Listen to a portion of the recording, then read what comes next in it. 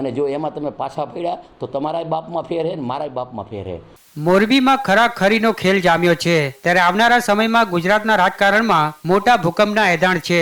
મોરબીમાં ભાજપના ધારાસભ્ય કાંતિ અમૃતિયા અને આમ આદમી પાર્ટીના વિસાવદરના ધારાસભ્ય ગોપાલ ઇટાલિયા વચ્ચેનો રાજકીય સંઘર્ષ હવે સ્વમાન પર પહોંચ્યો છે। મોરબીમાં ભાજપના ધારાસભ્ય કાંતિ અમૃતિયા એક પ્રેસ કોન્ફરન્સ યોજીને વિસાવદરના આમ આદમી પાર્ટીના ધારાસભ્ય ગોપાલ ઇટાલિયાને મોરબીથી ચૂંટણી લડવાની ચેલેન્જ આપી હતી અને જો મોરબીમાં ગોપાલ જીતી જશે તો 2 કરોડ રૂપિયા આપીશ તેમ કહ્યું હતું। સાથે જ જો હવે ગોપાલ ફરે તો એના બાપમાં ફેર હોય અને હું ફરું તો મારા બાપમાં ફેર હોય, હું જુબાનનો પાક્કો છું તેમ કહ્યું હતું। જો કે કાંતિ અમૃતિયાની આ પડકારભરી ચેલેન્જને ગોપાલ ઇટાલિયાએ પણ હસતા મોઢે સ્વીકારી લીધી હતી। ગોપાલ ઇટાલિયાએ એક વિડીયો બનાવીને કાંતિ અમૃતિયાને પડકાર ફેંક્યો હતો।